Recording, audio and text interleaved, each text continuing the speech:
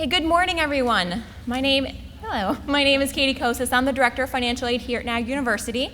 Welcome to our financial aid session. There is a lot of information we're going to be going over today. It is just a lot to take in a very short amount of time. I do realize that.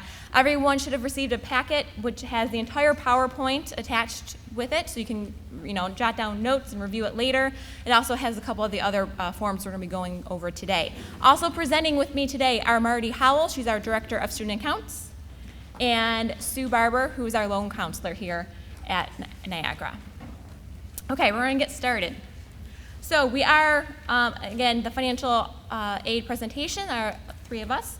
If you are looking for our building, because I know there's a lot of information to cover today and you want to come stop in, hand in forms, or go over any questions, we are in the Butler building, so that is located right next to either health services or the bookstore, depending upon which one you might have been to.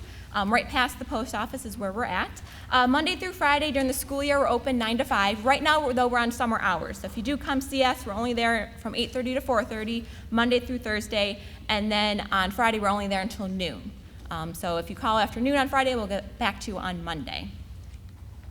Our contact information for all three offices, because we are a one-stop shop, which means that we have financial aid, records, and student accounts all within the same building. So if you come into the Butler building, you'll be able to make a payment, to register for classes, although you can do that online as well, get transcripts, pay a bill, anything like that you'll be able to do.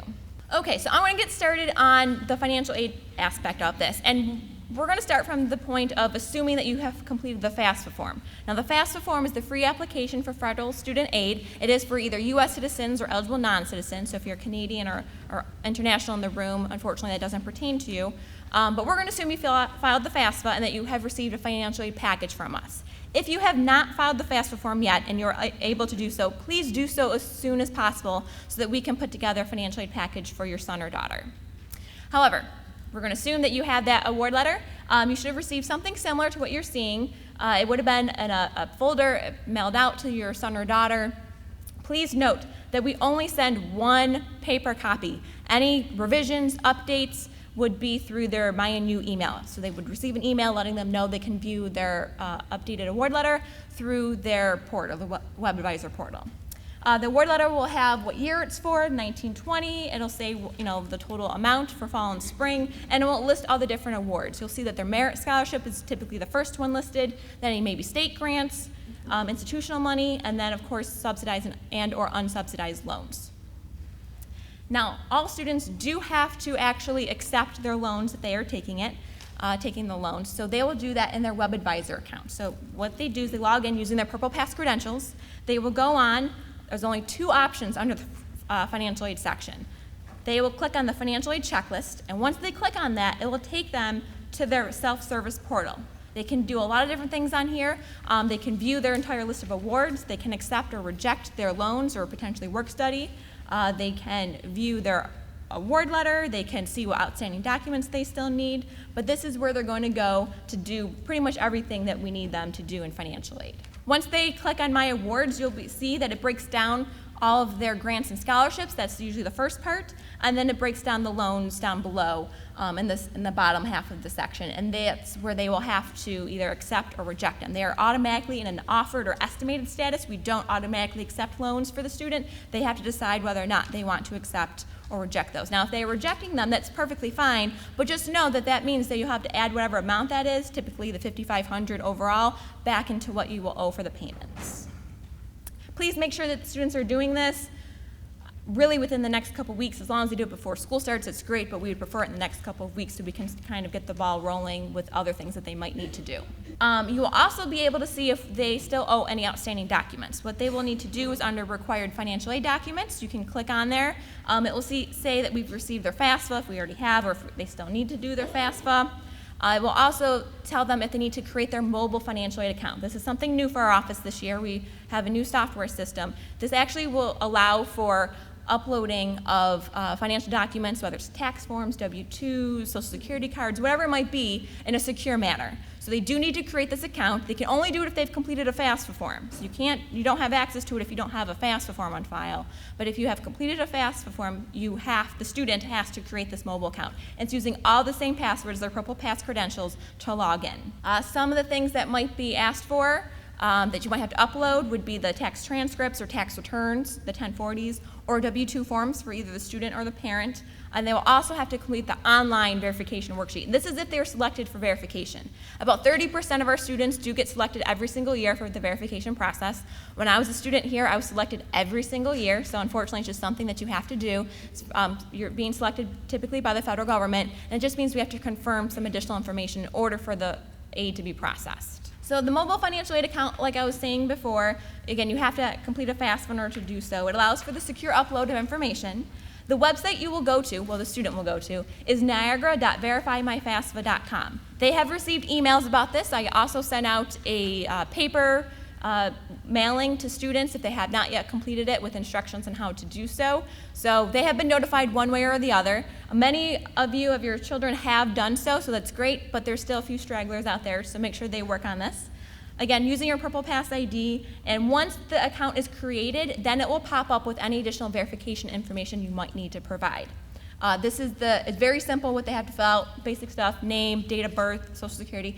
It has to match what's on the FAFSA. So if you are a junior and you put junior on the FAFSA form, you need to make sure that you put junior when you're creating this account. It has to match exactly. If you're getting an error code, it might be because of this.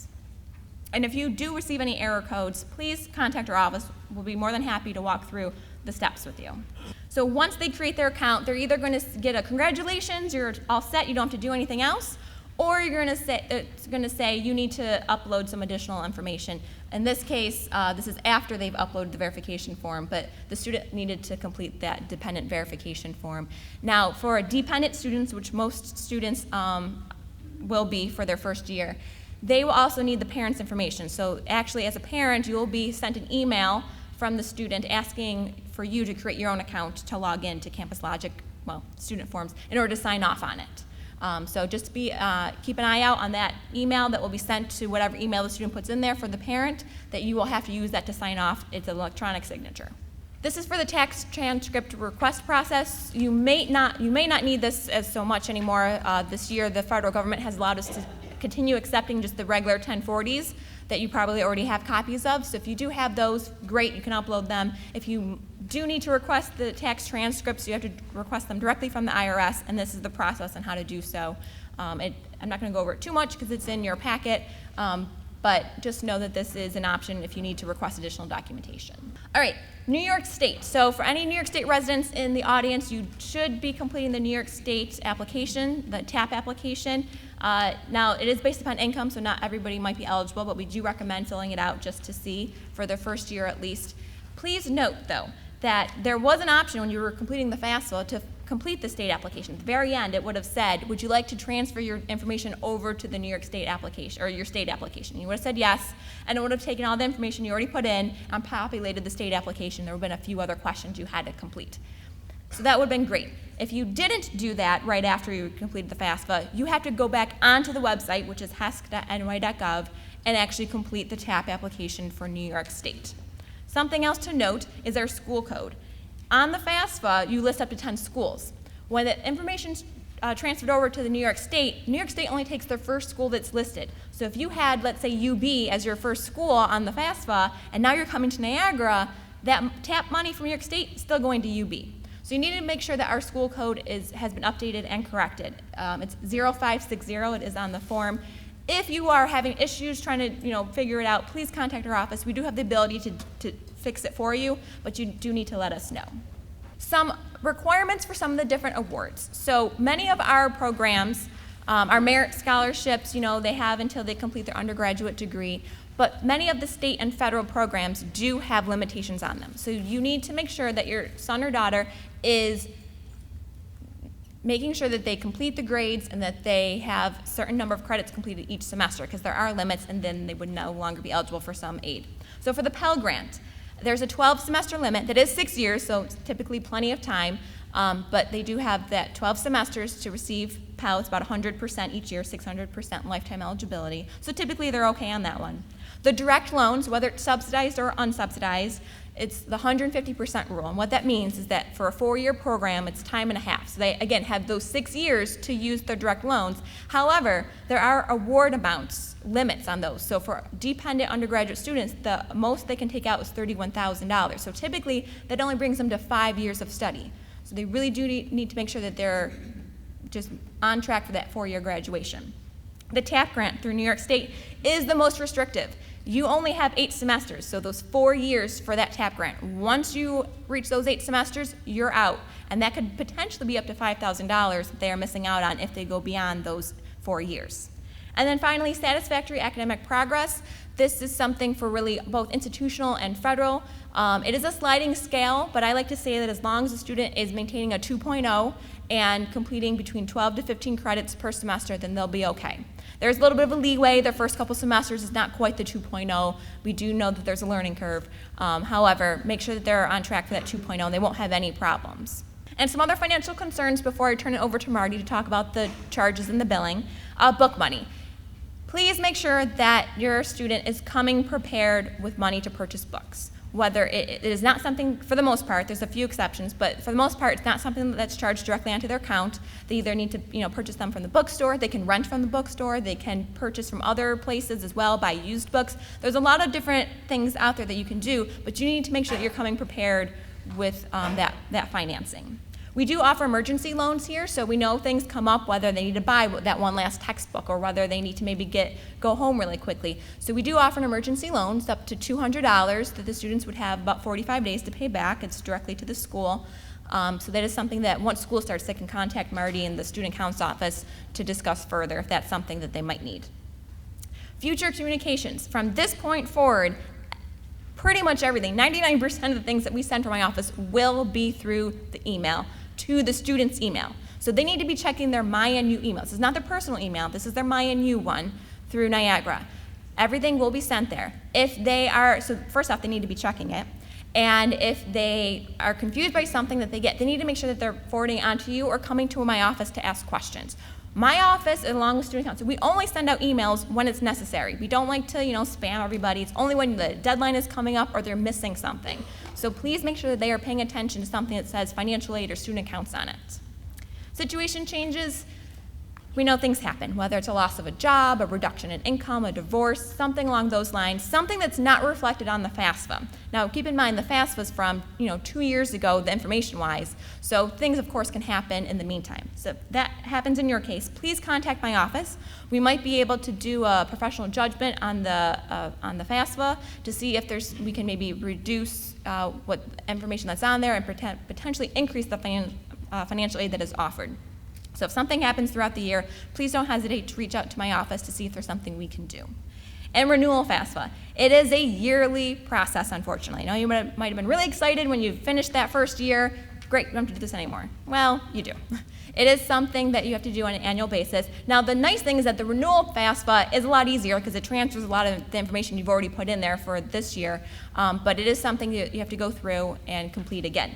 It will be available starting October 1st for their sophomore year. Now, unlike with the freshman students, you don't have to have it in, by October, which is typically what's recommended for incoming students. So for returning students, typically in November, we'll start sending out email reminders about completing the FAFSA for this. It'll be the 2021 year.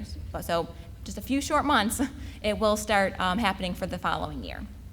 All right, that's everything for me. I'm going to turn over to Marty, who's going to talk to you about billing and tuition charges. Good morning, everybody. It's wonderful to see all of you out there. Thank you so much for coming to spend some time with us today. So FERPA Regulations, that's a federal regulation, and if you call me and ask me how much you owe for the month and your student has not filled out the FERPA form, I can't tell you, even if you're paying the bill. So if it were up to me, I would say, unless you want to pay the bill, you need to fill out your FERPA and give me permission to get that information. So that, when they fill out when they go onto MyNU, I believe it pops up every time they go out there. So it's kind of hard to ignore it, but some manage. So I would make certain that that is something that they get done right away. As Katie said, All communications from now on will go out by email. I do send out a paper bill every month, but other than that, everything would go to the student. So if there's something that I'm sending out to the student, they really need to pay attention to that. The basic charges are tuition fees, room and board, and they're charged per semester. So block tuition is $16,500, or if you choose to do level tuition, and we'll get into that in a minute, that's an additional $500 each semester. Student services fees covers many different things, and that's $755 per semester for all full-time undergraduate students. There is a one-time full-time registration fee of $200, and the double room rate this year is $2,700. The meals or board plan is $3,150, and the one-time damage deposit that will be refunded to you once the student leaves housing is $100. There are some miscellaneous charges. There's an overload fee if they're over 18 credit hours, or if they're under 12 credit hours, it would be $1,100 per credit hour. Theater course fees are $865, and usually that's, if they're in the theater department, that's one a semester. Biology, chemistry, and physics have a lab fee of $195. Nursing fees are $140, and that's for the 4-year nursing program. Some education courses are charged the certification fee.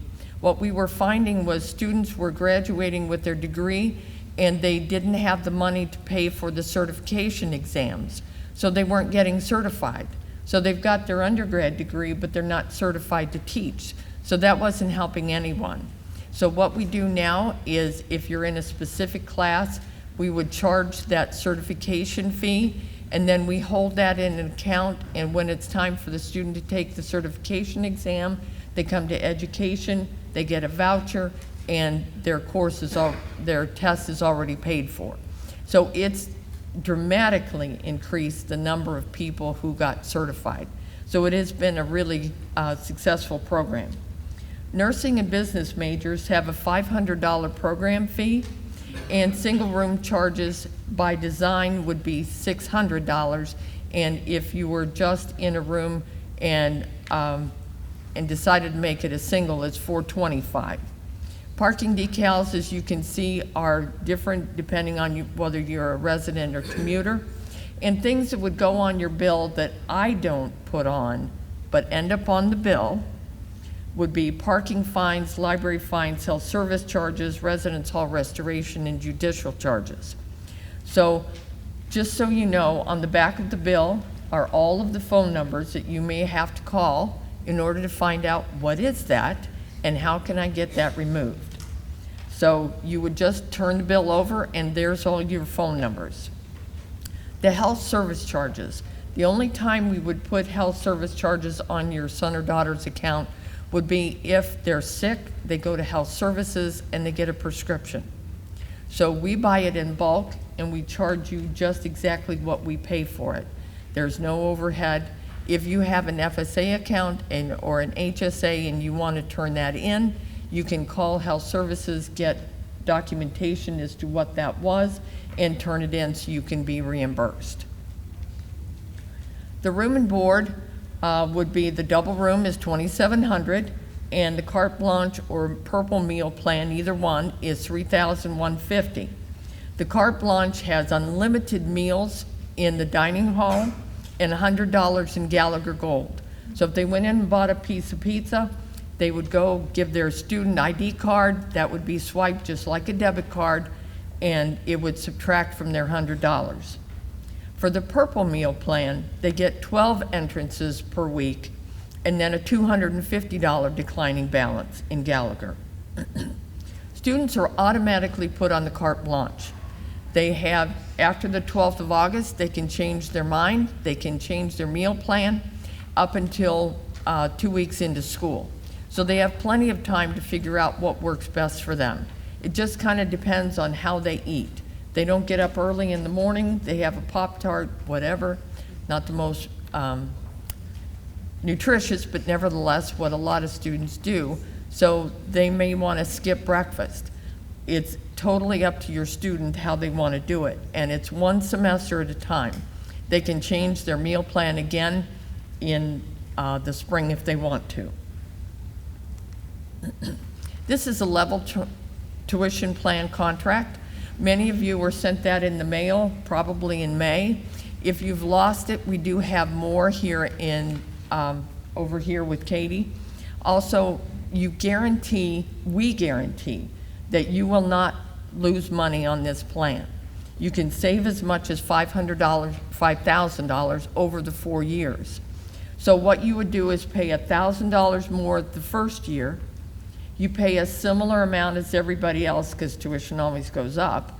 So you pay a similar amount as everybody else the second year, and then you save the third and fourth year. So that's how that works. It is tied in for 8 consecutive semesters. So it's only for tuition though. It's not for room and board or fees. And this is the first bill. As you can see, well, the first column is reference number, and the second one is the date. The third column is the term that we're in, and then you have the code that's used and the description. The next column is charges, and then you have payments and credits, and then your balance.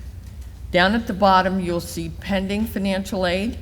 That's all the aid that's been offered to the student, and whether it's here or not, we're estimating that the student is going to accept it.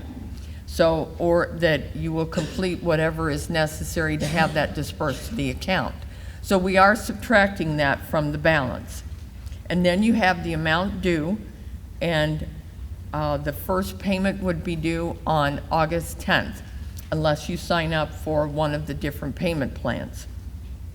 One thing that you would not see on the bill is outside private scholarships, unless we've already gotten the check, or if it's something that you have to show your first semester bill, or you have to show your first registration to the outside private scholarship foundation, then there are so many different ways that you would get that dispersed to the account.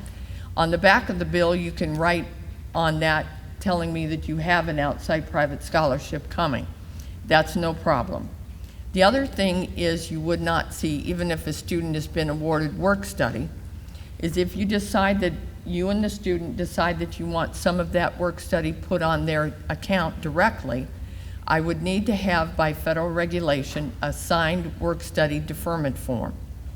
So we mailed out a bunch of them a couple weeks ago, so you may have gotten a deferment form and a letter in the mail.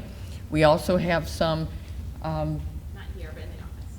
in the office. If they want to come over and sign one, you can do up to 90%, from 10 to 90%, and what that does is I put a direct credit on your account. It's like a loan, and then they would work the number of hours, 10 to 12 hours a week, in order to pay off that deferment. So that's up to you if you want to do that. I send out monthly statements that are yellow, letting you know where a student is on that, what they deferred, and every 2 weeks as they get credits for the amount of work that they've done. For Canadian students, we guarantee a Canadian would not pay more than 20% exchange. So what we would do is we would determine your out-of-pocket costs after all financial aid, and then we would add 20% to the bill, and then you can pay in Canadian funds. If anyone has any additional questions concerning the Canadian program, they're certainly welcome to come up and talk to me after the presentation. On the back of the bill, as I said, the first box is where you would put additional financial aid. So if you have an outside private scholarship, if you've applied for a loan that wasn't already deferred on your account, then you would put that in that first box right here. The second box is if you don't have a financial aid package. So if you don't, you would fill that out, but make good faith payment so that we don't have any issues with late fees. And other options, if you want work study to be applied to the account, even if you check that third box, unless I have the signed original signature from the student giving me permission to put that on his account. I can't do that. So also we have a 2.6% fee on any debit or credit cards. There is no fee on any online checks or e-checks. You can also mail in a check if you would like. And as I said, here's the bottom phone numbers for anything that you would need to call people for. We do have two different payment plans. One is a down payment and 4 monthly payments, and that starts on August 10th is your first payment, and then you would make payments September through December. And then payment plan B has 4 monthly payments, and that starts in September. Payments would always be due on the 10th of each month. You do have to apply each semester for the payment plan.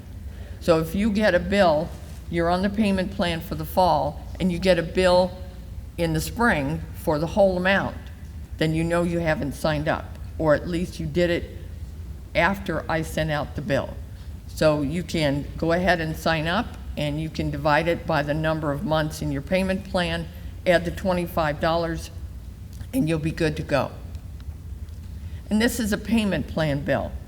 So I've added in the hot pink, I've added the $25 fee, and then down here at the bottom, I show both the payment plan A and payment plan B amounts. The shorter the period of time for the payment plan, the higher the payment, of course. And this is your October bill.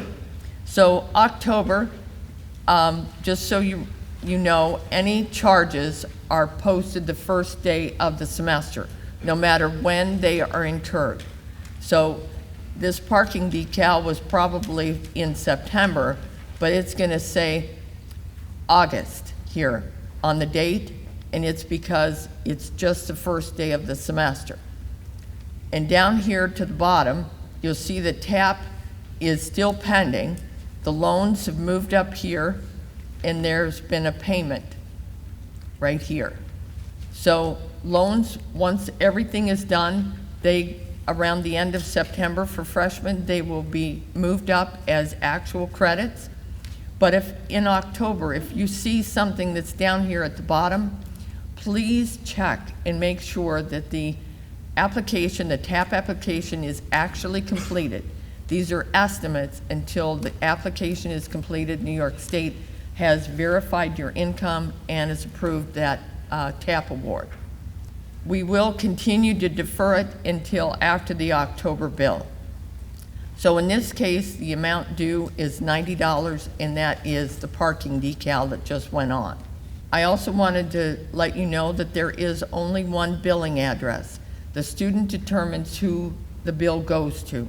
So if it's a divorce situation or somebody else is helping to pay the bill, then we need to make a copy and send it to them. A student can come in and ask for an additional copy or give me permission to send one to the parent, but it has to be done every month because there is just one billing address. This is our website, so you can go online here and make a payment. Anybody can make a payment. It doesn't tell you how much is due there, but anybody, grandmother, aunt, uncle, somebody else could go in and make a payment there as long as they knew the student's first name, last name, date of birth, student number, they would be able to make a payment. We do accept MasterCard, Visa, Discover, and American Express, but as I said before, there is that 2.6% processing fee that's charged by the processor. It's not charged by NU. Convenient campus card accounts. They would be put on the student's account.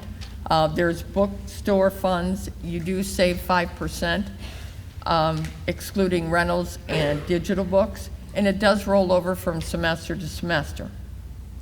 Gallagher Gold, you save the tax on that, and it does roll over from fall to spring, but the end of the academic year by New York State tax law, if you don't use it, you lose it. So make sure that you've used all of that. Campus funds can be used anywhere on campus that accepts ID cards and some off-campus locations.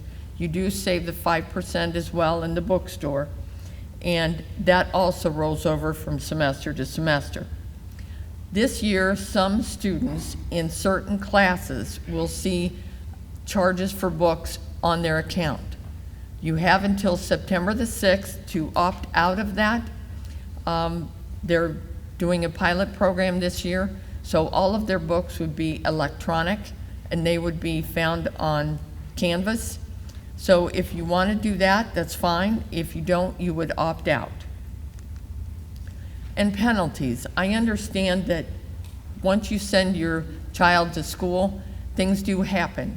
So if you need a couple weeks, if you've experienced a job loss or a reduction in income, or you were able to make the payments in the beginning, but now all of a sudden you've hit a wall, give me a call. Let me know, because that's what I'm here for. I'm here to help give you as many options as possible, but the earlier that we figure out what those options are, the more choices that you have. If the bill is not paid, there would be a 2% late fee that starts in September. So I realize it takes a while for everything to get in place, so make sure that you have the bill paid in September, or give me a call and let me know what's going on. Registration from future semesters would be withheld. And emails, I start sending out emails around the end of September and February, just letting students know if they have a hold on their account and what they need to do to fix it. So they may not have gotten their final transcript in admissions. They may not have gotten the health service records that they need. They may not have turned in all the paperwork for financial aid, or they may not have made a payment that was due. So they're going to get all of those emails. I would send them out once a week, and if they don't pay attention to that, then they could be sitting across the desk from me in November and crying because they can't register. I don't want that, and you don't want that. So please make sure that the students are checking their email from financial aid or student accounts, especially because it really does have an immediate impact when they go to register. Also, when I send home a bill, I realize it's in the student's name, but anything that came to me for my children from NU, I opened it.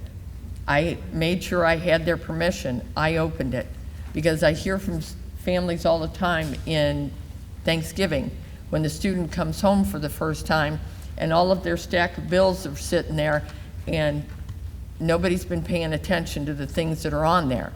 So it's really important that you open anything that comes from NU, at least from financial aid or student accounts. Also, transcripts and any other official documents would be held until all accounts are paid in full. And I'm going to turn this over to Susan now so she can talk to you about loans. Hi, good morning, everyone. I'm going to try and take some of the mystery out of loans for you. And if you look at your packet, the purple handout, we're going to cover that in detail for you. Okay, direct loans are from the federal government. That's why they're called direct instead of indirect loans, because they come directly from the Department of Education. A student must be registered at least 6 credit hours per semester in order to receive these loans. And the students, we automatically package them for the maximum amount. And you'll find that freshmen receive a certain amount totaling $5,500, sophomores it goes up $1,000 to $4,500 or $6,500, and juniors and seniors is $7,500. The eligibility for the subsidized loan is based on a needs analysis formula.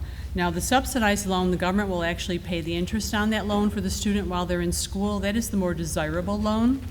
Not everyone is eligible for it, but if you are, we will put it in your financial aid package. The maximum they can have in subsidized loans is $3,500. Unsubsidized, $2,000 is in addition to the $3,500. That will always be unsubsidized. And then repayment for these loans begins 6 months after they finish school, or if they take a semester off, or they drop below 6 credit hours. Now, as I mentioned earlier, $3,500 for freshmen plus $2,000 is a total of $5,500. Sophomores and $6,500, juniors and seniors is $7,500.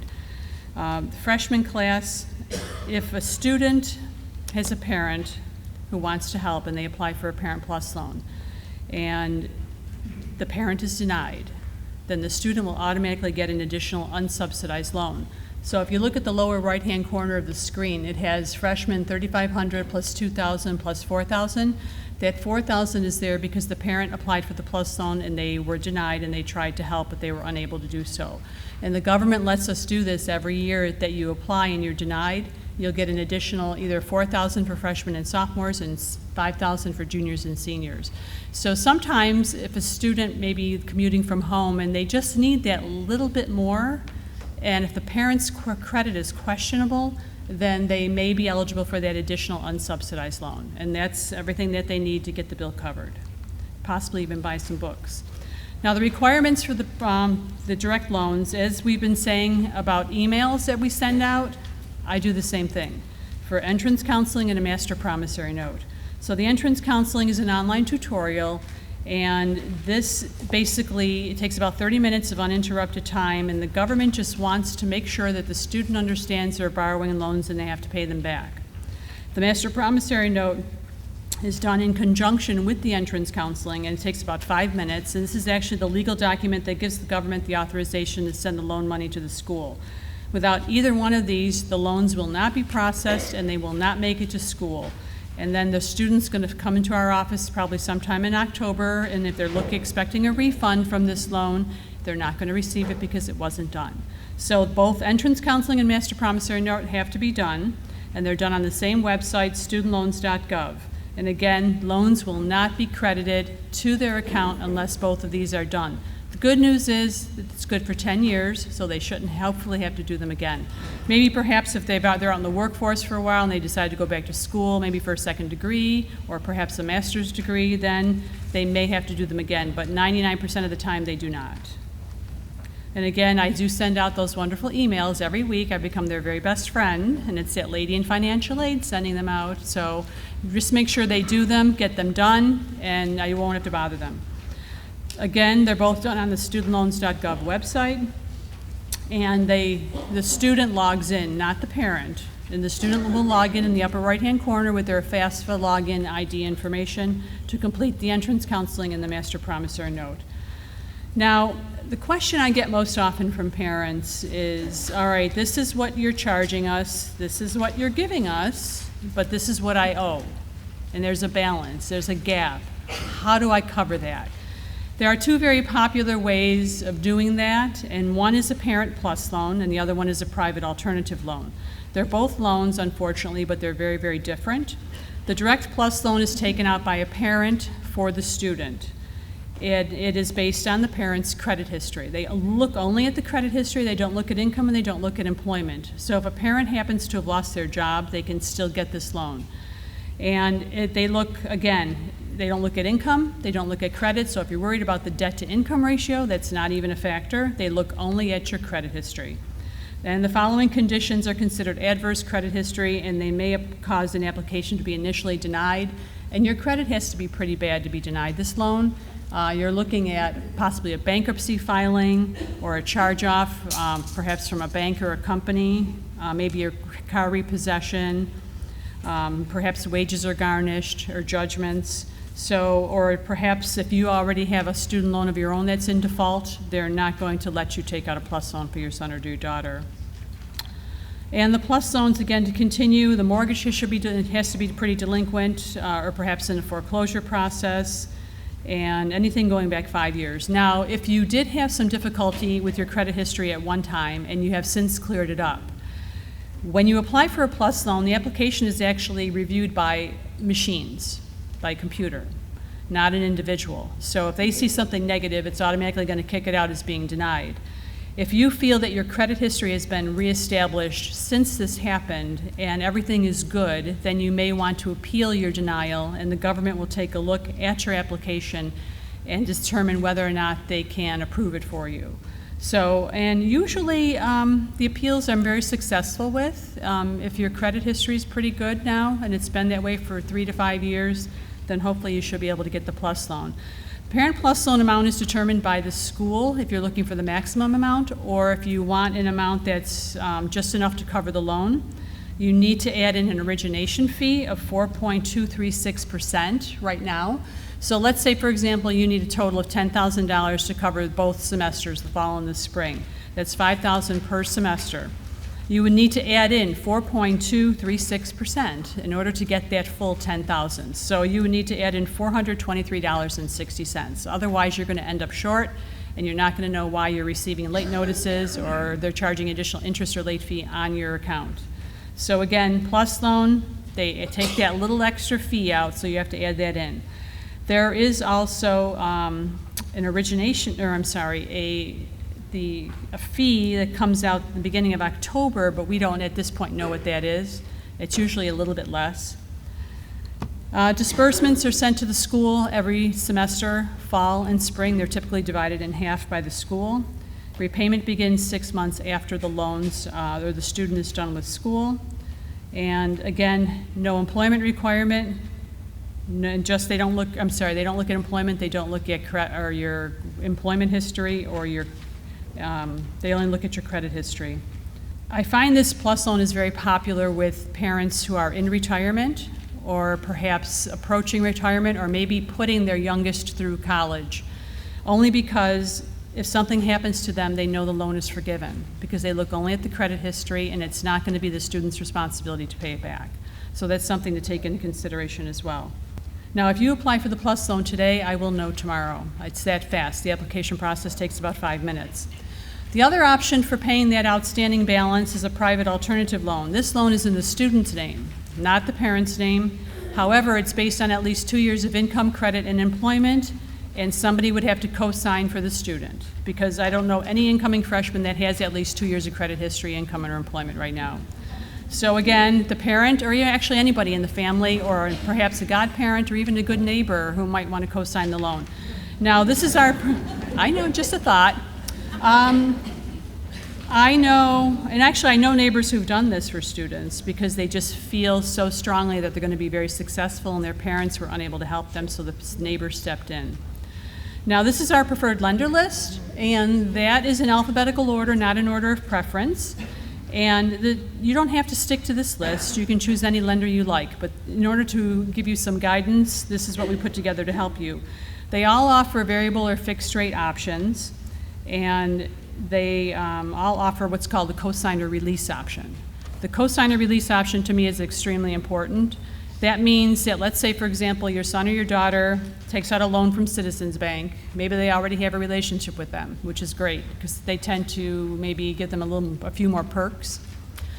And okay, they apply for a loan with Citizens, it gets approved, mom or dad co-signs. They go through school, they graduate, loan comes due, and the cosigner release option, let's say for Citizens, for example, is, I believe, 24 monthly payments. So if the student then pays 24 consecutive monthly payments, then they can apply to have the loan in their name only and remove the cosigner.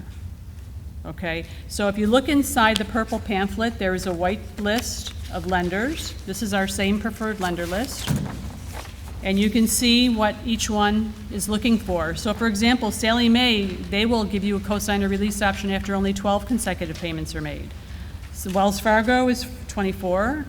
We look up at Citizens, and I believe they're a little bit more. I can't read without my glasses. So anyway, the cosigner release option, again, extremely important. If it were me co-signing a loan for somebody, I would definitely want that because this way you know there's a light at the end of the tunnel and you're not going to be tied to that loan for 15, 20, 25 years. And if you look at the bottom of the screen, the website elmselect.com, that is a website that features all of our preferred lenders in alphabetical order. You can compare up to at least 3 of them side by side and see what they're going to offer. And I know if you have your payments automatically debited from a savings or checking account, they will reduce either the principal or the interest rate. Some of them, even like Sallie Mae, they will offer you a payment plan while you're in school as low as $25 a month. This is to get the student in the habit of making that monthly payment. Okay, and this is what it looks like if you go into the website. You can compare again up to 3 of them side by side. Here we're looking at a Wells Fargo consolidation loan, which is a fixed interest rate, and a PNC, which is offering a variable interest rate. They offer either or. It's totally up to you which one you decide to go with. And if you already have a banking relationship with one of these lenders, you may want to check with them to see what they have to offer. But make sure it's an educational loan, and it can be used only for educational purposes, and it can be deferred until they're done with school. Now, the interest rates I find with a variable rate, if you have excellent credit history, you're going to receive your lowest interest rate. However, it is subject to change, and depending on your tolerance for risk and surprises, you may not like a variable rate because at some point it could go up for you. The fixed rate, again, will remain the same, and if you have no tolerance for change or for risk, that might be the best way to go. Now, just to recap the interest rates that we currently have, the subsidized and unsubsidized for the students for undergraduate is 4.53%, and for the Parent Plus loan, it's 7.08%. Now, just to mention, if a parent takes out a Plus loan for the student, it will always be in the parent's name. At this point, there's never been an opportunity to transfer the loan to the student. So if you want to take out a Plus loan but you want the student to pay for it, you're going to have to make an arrangement on the side on your own. Okay, so a couple other things we wanted to go over. This was not in the handout that we gave you on your way in, but it is in the packet that both you and the student received when you checked in today. It is the green checklist. Please make sure you to review this with your student. All of these things should be completed before they come to school. So you have signing up for the payment plan, checking the TAP application, the level tuition plan, which we would prefer those by this Friday. We have some extras up here as well. Rejecting or accepting their loans online, doing the MPN and the entrance, applying for Plus loans or private loans, and then also reviewing their checklist to see if there's anything additional that they may need. So please review that. Please make sure you kind of go through that with your son or daughter. I am going to conclude the presentation at this time.